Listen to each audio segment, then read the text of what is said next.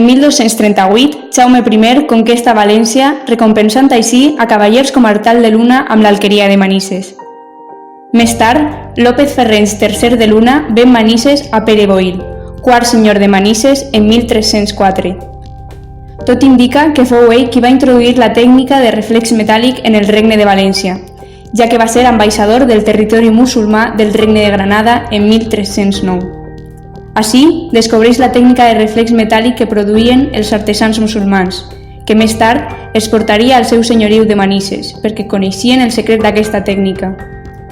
Una de les famílies més importants fabricants de ceràmica daurada fou l'Almorsí.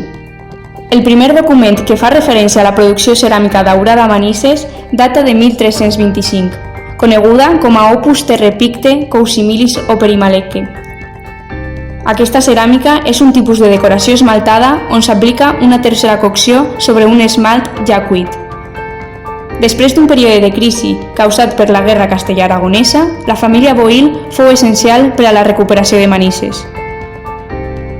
A finals del segle XIV, la ceràmica de Manises ja es coneix per tota Europa, principalment perquè era sol·licitada per papes, cardenals i prínceps. El prestigi de la pisa daurada ja estava totalment consolidat, sobretot a Itàlia. Avui en dia trobem peces de reflex metàl·lic de Manises en diferents llocs de la Toscana i d'altres ciutats del nord d'Itàlia. En Florència es troba una sèrie de peces en una de les sales del Museu del Barcelo. En la Basílica de Santa Maria la Novella hi ha dues peces daurades representades en 3 frescos: el naixement de Sant Joan Baptista, el banquet d'Herodes i l'últim sopar d'Ognissanti, tots ells de l'autor Domenico Ghirlandaio. Per últim, a la Galeria Uffizi trobem el tríptic Portinari Duo van der Goes, on podem observar un albarero de ceràmica blava i blanca de reflex metàl·lic de Manises.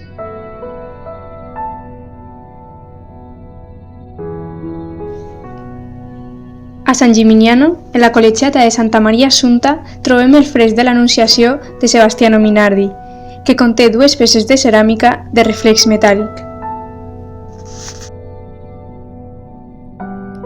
A Bolònia, en el Museu Cívic Medieval, trobem una sèrie de plats i xerros de reflex metàl·lic. I per últim, al Museu Internacional de Ceràmica de Faenza, trobem més de 60 peces de ceràmica de Manises. La ceràmica de reflex metàl·lic de Manises va arribar a un nivell tan important que avui en dia podem trobar-la en museus internacionals de tota Europa. El seu reflex continua lluint tant com els primers dies.